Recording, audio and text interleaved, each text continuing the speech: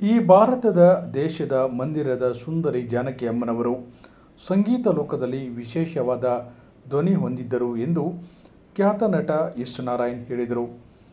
ಮೈಸೂರಿನಲ್ಲಿಂದು ಎಸ್ ಜಾನಕಿಯವರ ಅಂತಿಮ ದರ್ಶನ ನಂತರ ಮಾತನಾಡಿದ ಅವರು, ನಾನು ಅವರ ಜೊತೆ ಕೆಲಸ ಮಾಡಿದ್ದೆ.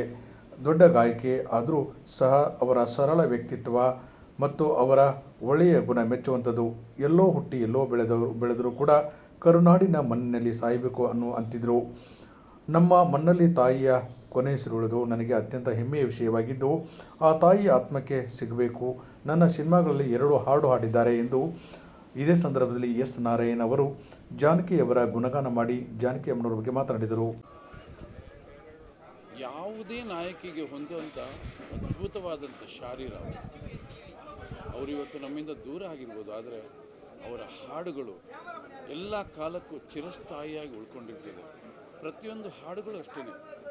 ಅವರು ಯಾವುದೇ ಹಾಡನ್ನು ಹಾಡುವಾಗಲೂ ಕೂಡ ಅವರು ಸಿದ್ಧತೆ ಮಾಡ್ಕೊಳ್ತಾ ಇದ್ದ ರೀತಿ, ನಾನು ಅವ್ರ ಜೊತೆಲಿ ಕೆಲಸ ಮಾಡಿದ್ದೀನಿ, ಅಸಿಸ್ಟೆಂಟ್ ಡೈರೆಕ್ಟರ್ ಕೆಲಸ ಮಾಡಿದ್ದೀನಿ.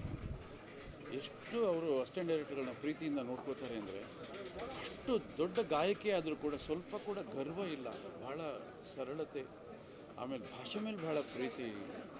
ಅವರು ಯಾವಾಗಲೂ ಕೂಡ ಕನ್ನಡ ಭಾಷೆಯನ್ನು ಭಾಳ ಪ್ರೀತಿ ಮಾಡ್ತಾಯಿದ್ರು. ಕನ್ನಡ ಹಾಡು ಅಂದರೆ ಅವ್ರಿಗೆ ತುಂಬ ಇಷ್ಟ ಆಗೋದು.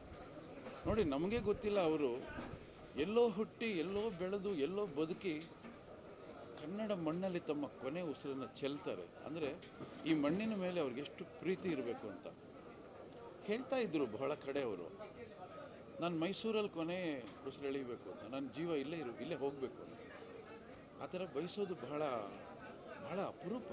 ಈ ಹಿಂದೆ ನಾವು SP ಬಾಲಸುಬ್ರಹ್ಮಣ್ಯ ಅವ್ರ ಬಗ್ಗೆ ನಾವು ಕೇಳ್ತಾ ಇದ್ವಿ. ಅವರು, ನಾನು ಮತ್ತೆ ಹುಟ್ಟಿದ್ರೆ ಕರ್ನಾಟಕದಲ್ಲಿ ಹುಟ್ಟಬೇಕು, ಕನ್ನಡಿಗನಾಗಿ ಹುಟ್ಟಬೇಕು, ಕನ್ನಡ ಗಾಯಕನಾಗೆ ಹುಟ್ಟಬೇಕು ಅಂಥೇಳಿ.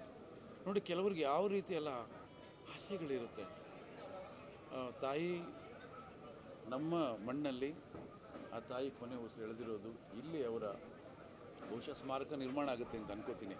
ನಾವೆಲ್ಲ ಅವ್ರ ಕಾಲದಲ್ಲಿ ಇದ್ವಿ ಅನ್ನೋದೇ ನಮಗೆ ಹೆಮ್ಮೆ ಅಷ್ಟೇ. ಮುಗಿತಾ ಇದೆ ಒಂದು ಸುಂದರ ಯುಗ, ತುಂಬ ಅದ್ಭುತವಾದಂಥ ಯುಗ ನಿಧಾನಕ್ಕೆ ಮುಗೀತಾ ಇದೆ. ಹಾಗಾಗಿ ಆ ತಾಯಿಗೆ ಆತ್ಮಕ್ಕೆ ಶಾಂತಿ ಸಿಗಲಿ ಅಂತ ಅನ್ಬೋದು. ನಾನು ಭೇಟಿ ಮಾಡಿ ಆಗಲೇ ಒಂದು 20 ವರ್ಷ ಆಯಿತು. ಯಾಕೆಂದರೆ ಹೆಚ್ಚು ನನ್ನ ಸಿನಿಮಾಗಳಲ್ಲಿ ಹಾಡಲಿಲ್ಲ, ಅವರು 2 ಹಾಡು ಹಾಡಿದರು. ಆದರೆ ಅವ್ರ ಜೊತೆಲಿ ಇದ್ದಷ್ಟು ಅಸಿಸ್ಟೆಂಟ್ ಡೈರೆಕ್ಟ್ರಾಗಿ ತುಂಬ ಹಾಡುಗಳು ಅವ್ರ ಜೊತೆಲಿ ಕೆಲಸ ಮಾಡಿದ್ದೀನಿ. ಬಟ್ ಇದ್ದಷ್ಟು ಸಮಯ ಭಾಳ ಭಾಳ ಖುಷಿ ಕೊಡ್ತಾಯಿತ್ತು. ಯಾಕೆಂದರೆ ಆ ತಾಯಿ ಮೈಕ್ ಮುಂದೆ ಬಂದರೆ ಅವ್ರು ಎಷ್ಟು ಚೆನ್ನಾಗಿ ಬರ್ಕೊಳ್ಳೋರು ಅಂದರೆ, ಸಿಚುವೇಶನ್ನ ಬರ್ಕೊಂಡು ಅದಕ್ಕೆ ತಕ್ಕ ಹಾಗೆ ಅವರು ಪಾತ್ರವೇ ಆಗಿ ಹೋಗ್ತಾಯಿದ್ರು. ಅದೇ ತುಂಬ ನನಗೆ ಅಣ್ಣವ್ರು ನೆನಪಾಗ್ತಾರೆ ಈ ಸಂದರ್ಭದಲ್ಲಿ. ಒಂದು ಮಾತು ಹೇಳಿದರು ಇವ್ರ ಬಗ್ಗೆ, ನಾನಿನ್ನ ಮರೆಯಲಾರೆ ಸಿನಿಮಾಲ್ಲಿ ನನ್ನಾಸೆಯ ಹೂವೇ ಇದೆ. ಆ ಹಾಡು ಒಟ್ಟಿಗೆ ಹಾಡಬೇಕು, ಅವಾಗ ಟ್ರ್ಯಾಕ್ ಇರ್ತಿಲ್ಲ, ಸಪ್ರೇಟಾಗಿ ಒಟ್ಟಿಗೆ ನಿಂತ್ಕೊಂಡೇ ಹಾಡಬೇಕು. ಆ ಹಾಡಿನಲ್ಲಿ ಇವ್ರದ್ದು ಸಾಹಿತ್ಯ ಇಲ್ಲ, ಆದರೂ ಕೂಡ ಆ ರಿಯಾಕ್ಷನ್ಗಳು, ಒಂದು ಹೆಣ್ಣಿಗೆ ಗಂಡಿನ ಸ್ಪರ್ಶ ಆಗುವಾಗ ಆ ಮೊದಲ ಸ್ಪರ್ಶದ ಭಾವನೆಯನ್ನು ವ್ಯಕ್ತಪಡಿಸುವಂಥ ಗಾಯನ ಇವ್ರದ್ದು. ಇವರ ರಿಯಾಕ್ಷನ್ ನೋಡಿ ಅಣ್ಣವ್ರು ಹಾಡೋದು ನಿಲ್ಲಿಸ್ಬಿಟ್ರಂತೆ. ಅಂದರೆ ಅಷ್ಟು ಮೈಮರೆತು ಆ ಭಾವವನ್ನು ವ್ಯಕ್ತಪಡಿಸ್ತಾ ಇದ್ರು ಅಂತ. ಪುನಃ ಮತ್ತೆ ಹಾಡೋಕ್ಕೆ ಶುರು ಮಾಡಿದ್ರು. ಅಂದರೆ ಎಸ್ ಜಾನಕಿ ಅಮ್ಮ ಅವರು, ನಾನು ಆಗಲೇ ಹೇಳಿದೆ, ಎಲ್ಲ ವಯಸ್ಕರಿಗೂ, ಮಗುವಿನಿಂದ ಹಿಡಿದು ವೃದ್ಧೆವರೆಗೂ ಅವರ ಶಾರೀರ ಹೊಂದ್ಕೊಳ್ತಾ ಇತ್ತು.